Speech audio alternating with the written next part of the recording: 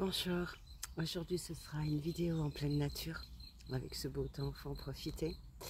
J'avais envie de partager avec vous l'histoire des schémas répétitifs, où justement, quand on conscientise le fait d'être dans un schéma répétitif, moi je me le représente comme un 8 mais horizontal. C'est-à-dire que c'est la loi du talion, c'est on rend la monnaie de sa pièce à ce qui a été dit, ce qui a été fait. Quand on rentre dans une situation où il y a des jugements, eh bien, on reproche à l'autre ce qu'il a dit, ce qu'il a fait, on ne prend pas sa part de responsabilité. Et indirectement, on rend la monnaie de sa pièce, c'est-à-dire qu'on est dans ce schéma complètement de Léniscas aussi, qui est répétitif, c'est un circuit fermé. Et je me rends compte que si on n'a pas la conscience de justement se poser les bonnes questions, à se dire pourquoi ça m'arrive, pourquoi cette personne pense ça de moi, et que du coup ça me touche, ça vient ça vient me mettre en déséquilibre, eh bien, on reproche à l'autre ce qu'il nous a dit, et du coup, ça se perdure dans l'infini, et on ne sort pas de ce cycle répétitif, parce que ce qui se passe avec les uns, ben, on va récolter avec les autres, on va rencontrer d'autres situations qui vont faire que on va récupérer la monnaie de ce que nous on a dit sur l'autre ou reproché sur l'autre. Donc quand je parle de dire qu'il est nécessaire de se remettre en question, c'est se poser les bonnes questions. C'est-à-dire pourquoi cette personne pense ça de moi? Pourquoi ça vient me blesser? Quels sont les mots qu'il a utilisés pour que ça vienne impacter mon équilibre et que du coup je me sens mal, je suis blessée? Et justement, bon, il faut réussir à se poser les bonnes questions, et c'est sans arrêt se poser les questions. Pourquoi? Pourquoi? Pourquoi? Pourquoi? Et quand, à ce moment-là, vous arrivez à atteindre un niveau de conscientisation, je dirais que la réaction qui arrive le plus souvent, c'est une sensation que les larmes nous montent aux yeux. Hein, parce que justement on vient de toucher le point d'origine de la blessure, de la faille quand on a été enfant.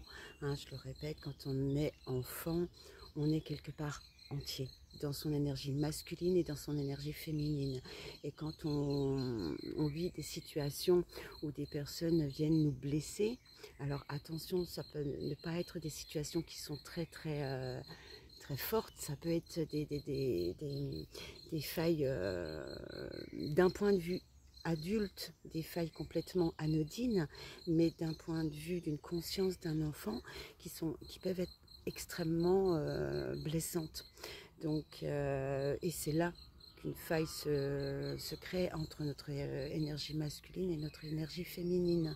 Et donc du coup, les débuts de la séparation, pardon. Et plus on avance dans notre évolution d'humain, plus on nourrit ces failles. Et c'est ce qu'on appelle les couches d'oignons.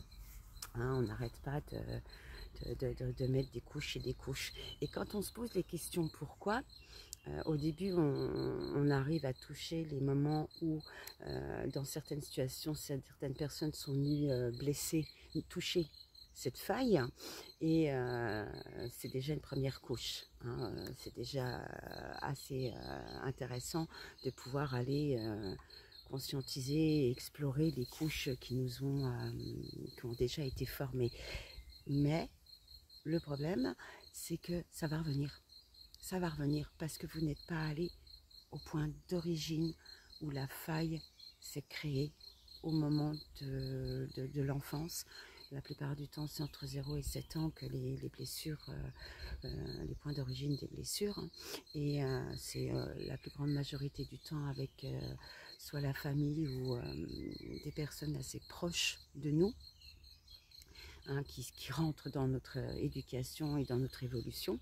Hein, ça peut être même des maîtres d'école, des personnes assez qui ont une autorité et un pouvoir sur nous, qui viennent nous apporter des informations par rapport à notre évolution. Donc se poser les bonnes questions, eh bien c'est justement aller à la source, mais de soi-même. C'est pas, t'as vu ce qu'il a dit sur moi, tu te rends compte, il est même pas, puis lui, il s'est pas regardé, voilà. Non, c'est dire, ok, pourquoi il a dit ça sur moi? Qu'est-ce qui vient toucher en moi qui est blessé? Quand quelqu'un est dans le jugement par rapport à votre valeur, eh ben, justement, est-ce que c'est pas un miroir justement du regard que vous avez sur votre propre valeur à vous-même? Donc, quand on parle sur la valeur, si à un moment donné dans votre enfance, si quelqu'un est venu toucher à votre valeur, eh bien, il est peut-être nécessaire de vous redonner de la valeur, de reprendre confiance dans la valeur de qui vous êtes et de ce que vous êtes. Hein. Moi, je me rends compte dans ma déconstruction, eh bien, j'ai plein de scènes qui me reviennent en tête et j'essaye de me poser justement les bonnes questions et de savoir pourquoi. Et à l'heure actuelle, nous avons énormément d'outils qui nous permettent justement de pouvoir aller se poser les bonnes questions. Bien sûr, il faut le vouloir. Ça, c'est chacun fait ce qu'il veut. Hein, et d'utiliser ces outils quand on n'a pas forcément à l'intérieur de soi toutes ces connexions. Hein, moi, en ce moment, je suis beaucoup en train d'analyser, de décortiquer mon thème astral entre mes points lunaires, en nœud sud et nœud nord, tous les astéroïdes et les planètes qui correspondent à l'astrologie karmique. Et justement, ça me permet de me donner beaucoup de réponses sur mes problématiques, sur les dysfonctionnements que j'ai eus, sur quoi je m'attache encore, je m'accroche. Alors j'avoue que c'est pas forcément facile de se regarder d'un point de vue bienveillant, mais du coup moi ça me permet justement de comprendre toutes les erreurs que j'ai commises à l'heure actuelle dans mes relations et pourquoi ça a tout foiré et de me dire que j'ai plus envie de ça. J'ai plus envie de ça. Pourquoi? Parce que j'ai envie d'une vie paisible, j'ai envie d'être aimée pour qui je suis, j'ai envie de pouvoir partager, j'ai envie d'être moi, de faire mes choix, d'être autonome, de ne plus me sacrifier, enfin toutes ces choses-là. Et donc quand on arrive justement à briser ces schémas de 8 allées verticales, vous faites une brèche au niveau du cœur, puisque c'est en étant vrai avec soi-même, en étant dans le cœur, hein, au centre de ce 8, à l'intersection du 8, c'est là qui est le point de votre cœur. Une fois que vous avez exploré tout ce champ électromagnétique, hein, qui n'est plus ni moins un champ où il y a toute la dualité, tout votre vécu, que ce soit des vies antérieures ou de cette vie-là, toute votre éducation, toutes vos blessures, tous vos jugements, enfin c'est un gros bazar on va dire. Hein. Et quand vous arrivez justement à faire cette brèche, c'est le léniscas, le 8 qui commence à être à la verticale. Ça veut dire que vous allez commencer à tirer des leçons de vos erreurs, à être dans la résilience et à ne plus rendre la monnaie, la pièce à la personne qui a été dans le jugement envers vous-même, mais de se dire ok, qu'est-ce que j'ai à tirer de tout ça? Qu'est-ce que j'ai à grandir, à dépasser pour justement construire ce 8 à la verticale et commencer à grandir, mais à grandir pour vous. Peu importe qui ou quoi ou comment les personnes autour de vous ont eu ces jugements, c'est leur cheminement, c'est eux que ça regarde. Un jour ou l'autre, ils auront leur monnaie de leur pièce. Ça ne sert à rien de leur donner leur monnaie de leur pièce parce que de toute manière, vous allez la récupérer ailleurs. Donc, autant garder son énergie. Hein. En plus de ça, ça nous amène dans des basses vibrations, ça nous fait baisser notre taux vibratoire, ça nous fait ruminer, ça nous épuise, c'est fatigant, c'est éreintant et en plus de ça, on perd énormément de temps. Donc, quand on prend conscience que on souhaite grandir de ces épreuves, tirer des leçons de tout ce qui nous entoure, on construit ce léniscas à l'intérieur et c'est vrai qu'on peut à des moments, on a des moments assez lumineux parce que quand on a des compréhensions, on monte dans ces sphères lumineuses où là, notre esprit physique qui était enfermé dans ce 8 horizontal s'éduque, se maîtrise, prend conscience, comprend pourquoi et comment il a vécu tout ça et pour quelles raisons il a vécu ça. Et bien, on va à ce moment-là dans le champ scalaire qui est celui de l'âme, hein, qui est ce champ de volonté, la volonté de se sortir de cette 3D, de ce bas astral pour aller dans les sphères supérieures. Alors quand on est au-dessus, c'est génial parce qu'on a des super prises de conscience, on a une énergie qui nous rebooste, c'est excellent.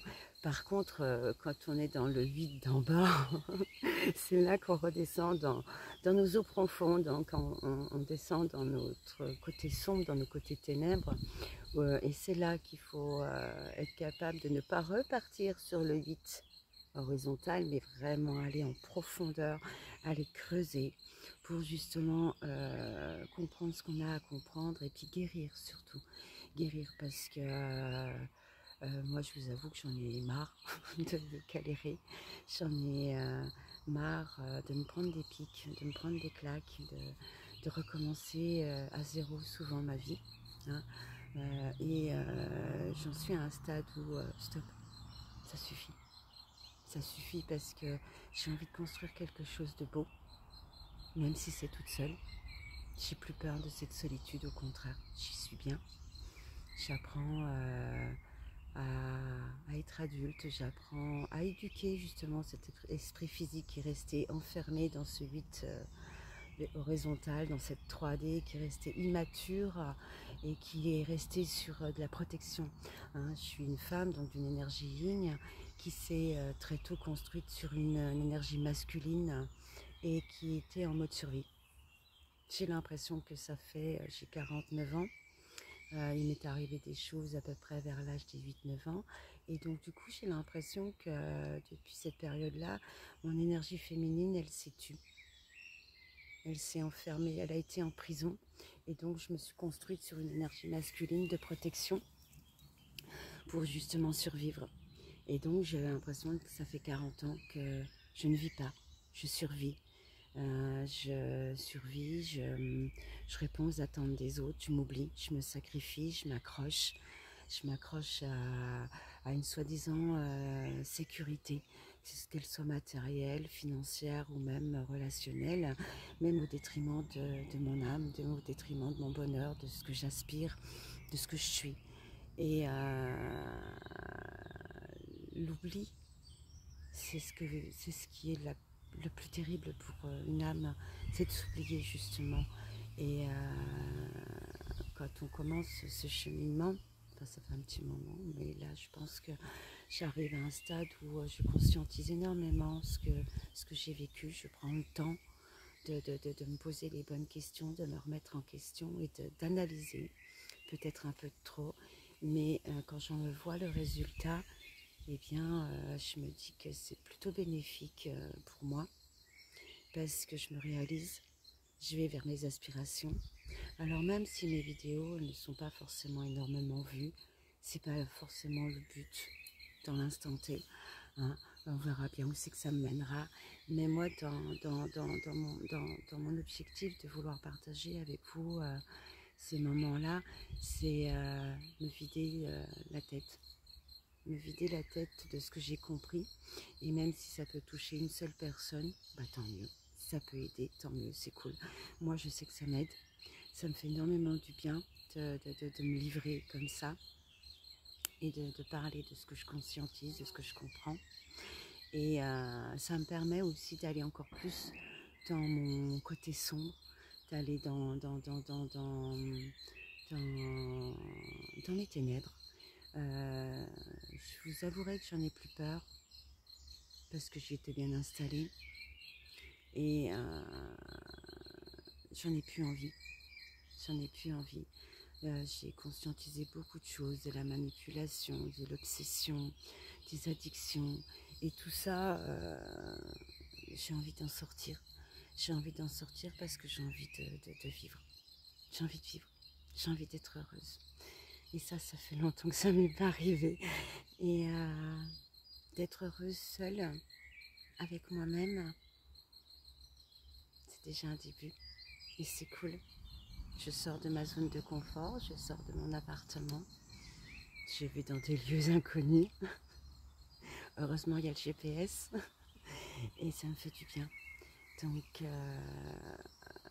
une fois que vous rentrez dans cette part sombre, dans ce 8 qui est en bas, vous allez vraiment dans vos profondeurs, que vous êtes dans l'authenticité avec vous-même, hein, dans cette optique de vous construire votre vie, d'être dans cette volonté de vous en sortir et de pouvoir voir enfin le soleil dans votre vie. Eh bien, oui, il y a des moments difficiles, oui, il y a des moments de solitude. Mais c'est dans ces moments de solitude où c'est là qu'il vous faut vous poser les bonnes questions. Pourquoi je me sens seule? Qu'est-ce qui a fait que je me sens seule? Est-ce que je suis encore dépendante de quelque chose ou de quelqu'un ou de quoi que ce soit? Et si ça vient vous toucher physiquement, si vous sentez des émotions qui remontent, ben dites-vous que vous avez gagné, quoi. C'est que vous avez réussi à aller dans votre profondeur et d'appuyer. Alors c'est là où, à ce moment-là, c'est important d'être cool avec vous, d'être dans cette bienveillance et de prendre soin de vous-même et de vous dire que ben, vous avez fait de votre mieux. Quand vous avez eu ces moments d'interaction avec d'autres et que vous n'avez pas été cool, eh bien vous avez fait de votre mieux. Hein, vous avez fait de...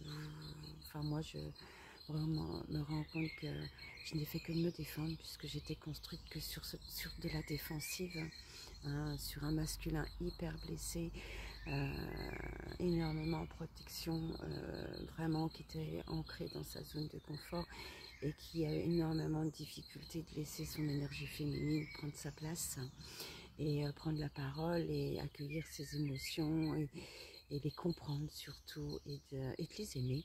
Hein. Et le fait d'être dans ce processus d'accueil de soi, de retour à soi, ben vous venez apporter un équilibre dans vos deux énergies. Donc d'une part, vous avez votre énergie féminine qui s'apaise, qui s'apaise parce que le bouchon de la cocotte minute, elle s'évacue. La pression s'évacue et du coup ça apaise votre masculin aussi puisque il vous sent moins en danger, donc il a moins besoin de sortir les armes et ça fait du bien. Ça fait du bien de se sentir en paix, de se sentir libre. Libre de ressentir, libre de penser, libre de faire ce que vous avez envie de faire, peu importe du regard des autres, peu importe, tant que c'est dans le respect de tout le monde. Et j'en suis pas encore au bout. Je sais encore que j'ai des choses à comprendre, que j'ai encore des choses à apprendre, à découvrir de moi-même. Mais je sais que j'y vais. J'y vais parce que je me fais confiance, parce que je découvre des outils qui me permettent justement d'être dans l'acceptation de moi, d'être dans l'acceptation de ce que je ressens, de qui je suis, de voir mes talents. Ça m'impressionne aussi et de pouvoir mettre encore plus en lumière mes distorsions pour justement les maîtriser et surtout me pardonner et pas ressentir ce sentiment de culpabilité qui fait que j'ai réagi excessivement, j'étais à tort dans des schémas de défense qui n'étaient pas appropriés. Bon, après, vous me direz, il n'y a pas de... Enfin, ça, c'est moi qui le dis, il n'y a pas de fumée sans feu, ça, c'est sûr. Hein. Mais derrière, c'est pas moi. C'est pas moi. Ça me ressemble pas. C'est pas celle que je suis, au fond de mon cœur. C'est pas celle que je représente. Alors, je me rends compte que cette destruction, cette déconstruction, pardon. Oh non, destruction et déconstruction, c'est exactement ça. Ça m'amène à me reconstruire, à me ramener des bases. Et des bases que c'est moi qui me les amène, c'est pas quelqu'un d'autre. Et ça fait du bien. Ça fait du bien parce que je suis en train de recréer des fondations beaucoup plus solides, beaucoup plus en harmonie avec la personne que je suis. Hein, même si tous les jours remets en question et que je découvre des blessures qui sont encore présentes, qui sont encore alimentées, mes addictions, des choses comme ça, et bien c'est pas grave, je prends le temps. Je prends le temps je prends le temps de prendre soin de moi et de m'écouter. Voilà. Donc prenez conscience que quand vous arriverez à couper ces schémas répétitifs qui sont ceux 8 couchés, eh bien vous mettez une brèche dans le karma, ni plus ni moins, dans ce karma, donc qui est représentatif d'une, je ne sais plus lequel, nord ou sud, et vous ouvrez la porte au dharma. Alors c'est sûr que vous allez replonger dedans, pas dans le karma, vous allez replonger dans votre intériorité, dans vos parties sombres à vous. Mais justement, c'est pour mieux les nettoyer, c'est pour mieux les apaiser, c'est pour mieux comprendre et éduquer votre esprit physique qui est dans la matière, qui est quelque part immature, hein, et vous élever.